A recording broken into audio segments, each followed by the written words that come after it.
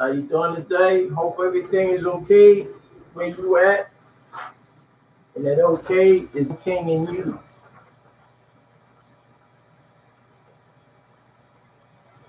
Today we're going to talk about know thyself, and I'm going to read it to you, and I'm going to continue to read it to you as it's said in here by the Noble Drew Ali.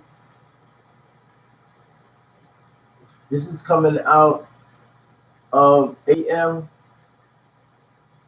It says, know thyself, weak and ignorant as thou art, O man, humble as thou oughtest to be. O child of the dust of the ground, wouldst thou raise your thoughts to infinite wisdom? Wilt thou see omnipotence displayed before thee? Contemplate thine frame, fearfully and wonderfully art thou made. Praise therefore thy Creator with awe, and rejoice before him with reverence. Wherefore of all creatures art thou only erect, but thou shouldest behold his works. As the laws of nature, you are responsible for your brother's life as well as your own. Raised above to give reverence to those who added in your creation. Wherefore is consciousness reposed on thee alone, and which it is derived to be. It is not in flesh to think, for it is only clay. It is not in bones to reason, for they are but the skeleton of the clay. The lion knoweth not that worms shall eat him. The ox perceive not that he is fed for slaughter. Something is added to thee, unlike to what thou seest. Something informs thy clay body that it was created from Adama, the dust of the ground. This essence is your being is higher than all that is the object of your senses. Behold, what is it? The body remaineth perfect after it is fled. Therefore, it is no part of it. It is immaterial as you know it to be. Therefore, it is eternal. It is free to act. Therefore, it is accountable for its actions, not the body. Knoweth the ass the use of food, because his teeth mow down the herbage.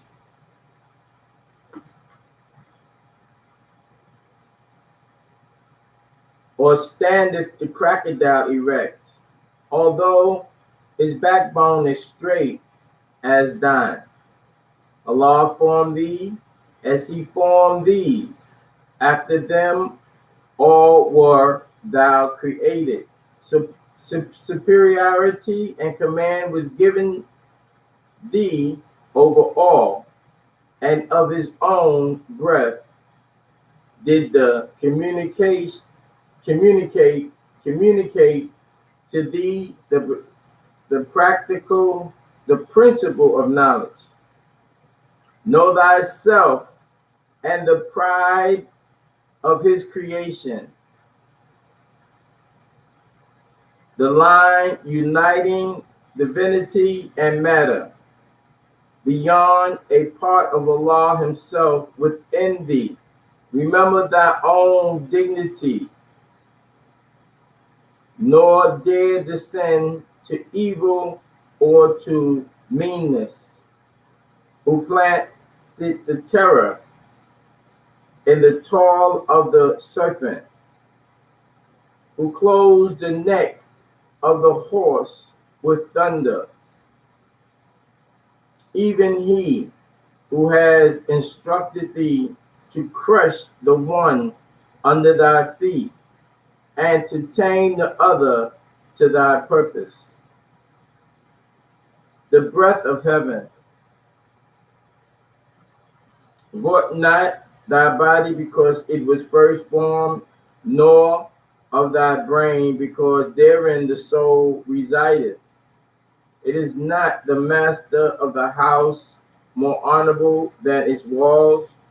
The ground must be prepared before the corn may be planted.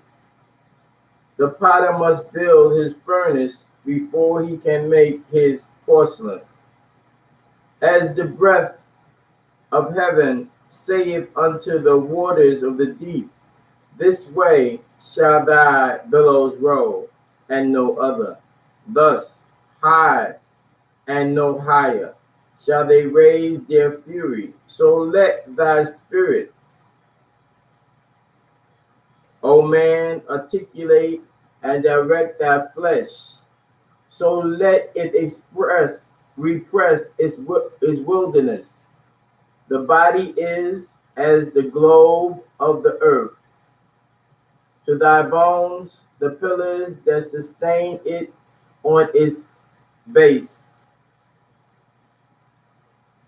As the ocean give rise to springs, whose water returneth again into its bosom through the rivers, so runneth thy life from thy outwards, and so runneth it into its place again.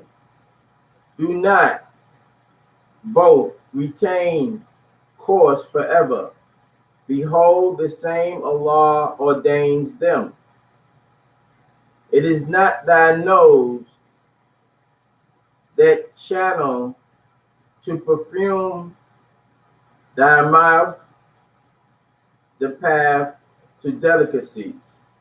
Are not thy eyes the sentinels that are on watch? Yet how often are they unable to distinguish truth from error? Keep thy soul in moderation. Teach thy spirit to be attentive to its good. So shall these its ministers be always to thee conveyances of truth. Thy hand is not a miracle. Is there in the creation aught like unto it? Wherefore, what is given to thee, but that you might stretch it out to the assistance of your brother? Why, of all things living, are thy alone made capable of blushing? The world shall read thy shame upon thy face, therefore do nothing shameful. Fear and dismay, which robbed your countenance of your ruddy splendor, avoid golf, and thou shalt know that fear is beneath thee, and the dismay is unnamely. Wherefore to thee alone speak shadows in the vision of thy pillow. Reference them, for know that dreams are from on high, Ilion. Thy man alone cannot speak. Wonder all thy glorious prerogatives, and pay to him who gave to thee a rational and welcome praise, teaching your children wisdom, instructing the offspring of thy lawns in piety, the instability of man. Now we talk about the instability of man. In, the inconsistency, inconsist, incons, inconsist, inconsistency is powerful in the heart of man. Intemperance swayeth it whether it will, despair engrosses much of it, and fear proclaimeth, behold, I will sit unraveled therein. But vanity is beyond them all. Weep not therefore at the calamities of human state, rather laugh at its follies. In the hands of one addicted to vanity, life then is but the shadow of a dream. The hero, the most renowned of human character, what is he but a bubble of his weakness? The public is unstable and ungrateful. Why should the man of wisdom endanger himself for fools? The man who neglecteth his pursuit, his present concerns, to revolve how he will behave when greater, feedeth himself with wind while his breath is eaten by another. Act as becometh thee in thy present situation, and in more exalt ones, thy face shall not be ashamed. What blindeth the eye, or what hideth the heart of a man from himself like vanity?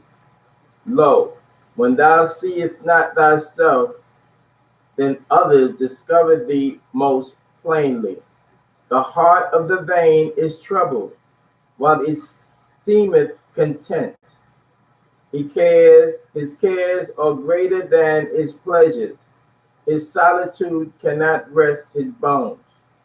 The grave is not deep enough to hide it. He extended his thoughts beyond his being. He bespeaketh praise to be paid when he is gone, but whatever promised it deceiveth him. As the man who engaged his wife to remain in widowhood, that she disturb not his soul, so is he who is expected that he praise shall reach his ear beneath the earth, or cherish his heart in its shroud. Do well, wouldst thou liveth, but regard not what is said of it. Content thyself with deserving praise, and thy prosperity shall rejoice in hearing it. As the butterfly who seeth not its own colors, as the jasmine which feedeth not the scent it casts around it, so is the man who appeareth gay and biddeth others to take note of it. To what purpose? Say he, it's my vesture of gold. To what end my tables fill with dainties? If no eye gaze upon them, if the world knoweth this not, give my raiment to the naked, and thy food unto the hungry. So shall thou be praised and feel that thou deserve it. Why bestowest thou in every man the flattery of unmeaning words? Thou knowest when we turn thee, thou regardest it not. He knoweth he lieth unto thee, yet he knoweth you will thank him for it. Speak in sincerity, and thou wilt hear with instructions. The vain delighteth to speak of himself, but he seeth not that others like not to hear him.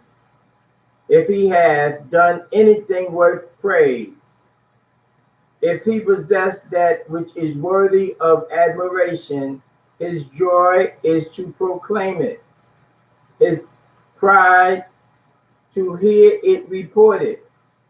The desire of such a man defieth himself. Men say not, behold, he has done it, or see, he possessed it, but mark how proud he is of it. The heart of man cannot attend at once to too many things. He at once, he at once to too many things. He who fixes souls on show loses reality. He pursueth bubbles which break in their flight, while he treads to earth what would he honor. Now we're going to speak about inconsistency. Inconsistency. Nature urgeth you to inconsistency, O man. Therefore guard yourself at all times against it. Thou art from the womb of thy mother, various and wavering, from the loins of thy father, inheriteth thou instability. How then shalt thou be firm? Those who gave thee a body furnished it with weakness, but he who give thee a soul arm thee with resolution.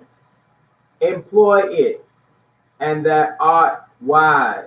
Be wise, and that art happy. Let him who doeth well beware how he boasts of it, for rarely is it of his own will, is not the event of a impulse from without, born of uncertainty, enforced by accident, depend on someone else. To thee and to accident is due to praise. Beware of irresolution. Irresolution. Beware of irresolution in the intent of your actions. Beware of instability in the execution. So shall your triumph over two failings of thy nature. What pros, what reproach reason more than to act contraries?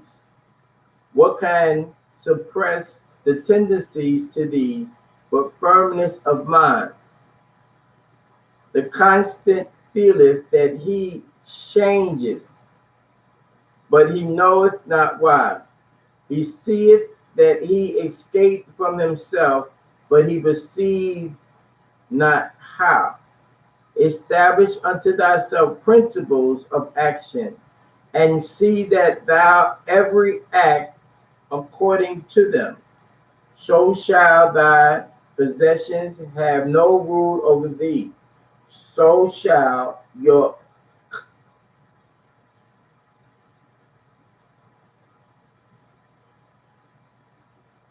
constancy endure.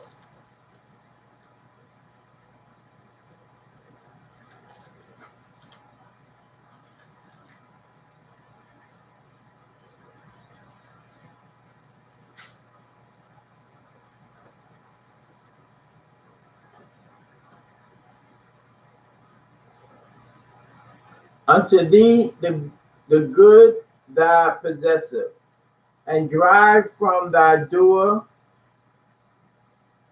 of misfortune. Anxiety and disappointment shall be strangers to thy gates. Suspect not evil in anyone until thou see it. When thou see it, forget it not. Who shall have been an enemy cannot be a friend, for a man mendeth not his faults. How should his actions be right, who has no rule over his life? Nothing can be just with proceeded not from reason. The inconstant hath no peace in his soul, neither can he be at ease with whom he concerns himself with. His life is unequal, his motions are irregular, his soul changes with the weather. Today he loveth thee, tomorrow thou art detested by him, and why? Himself knoweth not, wherefore he now hateth. Today he is the tyrant, tomorrow thy servant is less humble, and why? He who is arrogant without power will be severe, while there is no subjection. Today he is profuse, tomorrow he grudges unto his mouth that which it should eat. This is with him who knoweth not moderation. Who shall say the chameleon,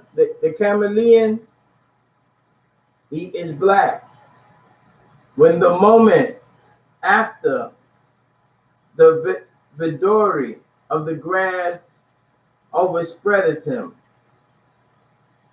Who shall say of the inconstant, he is joyful, when his next breath he be spent in sighing? What is the life of such a man but the phantom of a dream? In the morning he rises happy, at noon he is on rook. This hour he is God, the next below a worm. One moment he laugheth, the next he weepeth. He now willeth, in an instant he willeth not.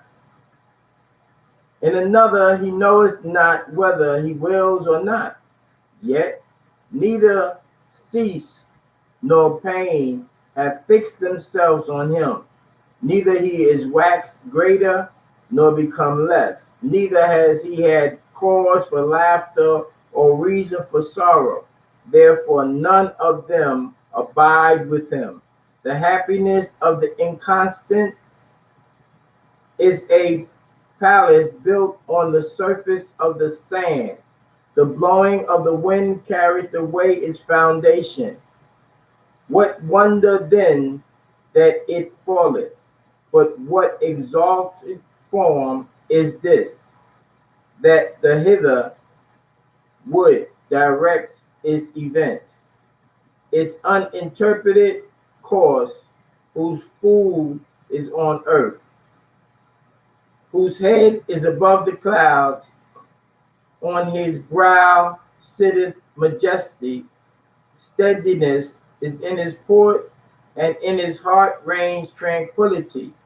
Though obstacles appear in his way, he condescends not to look down upon them. Though heaven and earth oppose his passage, he proceedeth. The mountains sink beneath his tread. The waters of the oceans are dried up under the sole of his feet. The tiger throweth herself across his way in vain. The spots of the leopards glow against him unregarded. He marched through the embattled legions. With his hands, he put it aside the terrors of death. Storms roar against his shoulders, but are not able to shake them. The thunder bursts over his head in vain. Lightning serve but not show the glories of his countenance.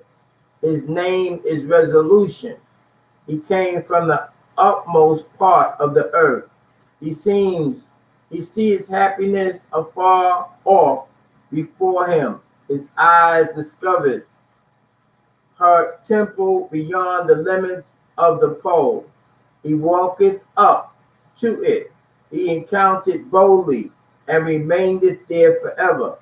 Establish thy heart, O man, in that which is right, and then know the greatest of human is to be in immutable, immutable, vain and inconstant as thou art, O child of imperfection. How can you be weak? It is not inconsistency connected with frailty. Can there be vanity without infirmity? Avoid the danger of the one, and thou shalt escape the mischiefs of the other. Within art thou most weak, and that wherein thou seemest most strong, and that wherein most you're glorious. Even possession the things which thou hast, and using the good that is about thee, are not thy desires also frail? Or knoweth you even what it is that with its wish, when thou hast obtained what most thou sought after, behold, it contents thee not. Wherefore losest thy pleasure that is before thee is relish. And why appear that much is yet to come the sweeter? Because thou art wearied with the good of this, because thou knowest not the evil of that which is not with thee. Know that to be content is to be happy. Could you choose for thyself, would your Creator lay before thee all that your heart could ask for? Would happiness then remain with you, or would joy always dwell in your gates? Alas, thy weakness forbiddeth it, thy infirmity declareth against it. Variety is to thee the place of pleasure, but that which is predominantly diligent must be permanent. When that is gone, you repentance the loss of it, though while it was with you, you despised it.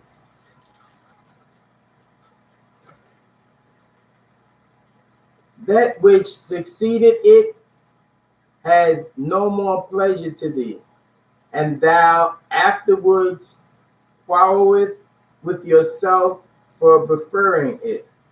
Behold, the only circumstance in which thou arrest not. Is there any in which thy weakness appeareth more than in desiring things? It is the possession and in the using of them. Good things cease to be good in our enjoyment of them. With nature meant pure sweets are sources of bitterness to us. From our delights arise pain. from our joy, sorrow. So be moderate in your enjoyment, and it shall remain on your possession. Let your joy be found in reason, and its end shall sorrow be a stranger. The delight of love are ushered by sighs, and the terminate in anguishment and dejection. The objects you burneth for nauseates with salty beyond compare, and no sooner hast thou possessed it, thou art weary of its presence. Join essence to the admiration, unite friendship with the love. So shall thou find in the end content and absolute, that it may surpass, recaptures tranquility, more worth than ecstasy. Allah has given thee no benevolence without its admixture of malevolence, but He has given you also the means of throwing off malevolence from it. As joy is not without its alloy of pain, so neither sorrow without its portion of pleasure. Joy and grief, through unlike and unlike, are united. Our own choice only can give them to us entirely. Melancholy itself often gives delight, and the extremity of joy are mingled with tears. The best thing in the hands of a fool may be turned to its destruction. Out of the worst, the wise will find means of a good. So blended is weakness in thy nature. O man, thou hast not strength either to be benevolent or agreeable, nor to be malevolent or disagreeable entirely, but both, because you possess both natures. Rejoice that thou curse not excel in evil. Rejoice that thou cannot excel in evil, and let the good that is within thy reach content thee. The virtues are allotted to various situations. Seek not after impossibilities, nor grieve that thou cannot possess them all. Wouldst thou at once have the liberality of the rich and the contentment of the poor? Shall the wife of my bosom be despised because she showeth not the virtues of a widow? If thy father sink before thee in the divisions of thy country, can at once thy justice destroy him, and thy duty save his life? If you should behold your brother in the agonies of slow death, is it not mercy to put a period to his life? And is it not also death to be his murderer? Truth is but one. Thy doubts are of thy own raising. He who made virtues what they are, planted in thee a knowledge of their preeminence. Act as thy soul dictates to thee. At the end shall always be right. We're going to continue this in the next section.